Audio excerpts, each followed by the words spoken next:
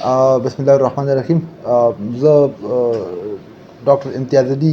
ای پی آی کوارډینیټر ډسټرکټ مردان تاسو مخاطب یم او زه تاسو ته خپل سلام پیش کوم. پولیو کمپین چې کوم دې وخت کې مردان کې شروع دی نو دې کې به موږ په پورا ضلع مردان کې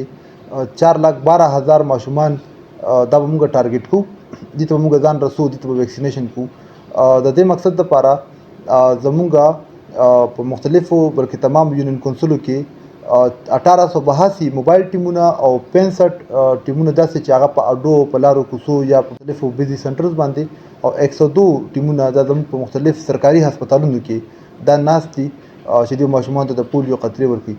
زموږ ټیمونه به ستاسو کلو ته، ستاسو کمیونټیز ته، کور په کور، ستاسو د کمیونټیز کې موجود هسپتالونو ته،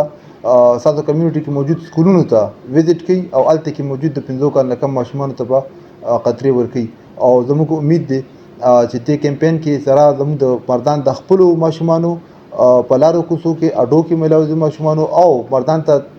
راتلونکي ملمنو ماشومانو ته د پولیو قطرې ورکو او موږ خپل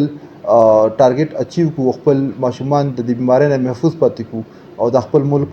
نه د پولیو د وایرس د خاتمه وکړو ان شاء الله. پولیو قطرې نه صرف دا چې د ماشوم د ذاتی صحت لپاره چې د ماشوم د بیمارو نه محفوظ پاتې شي او خاص تر د پولیو په شان د ټول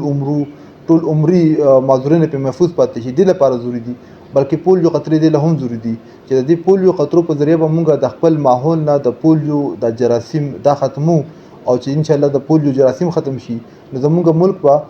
په ټول دنیا کې د پولیو نه صفا او د پولیو نه پاک ملک ان شاء الله اعلان وکړي شي.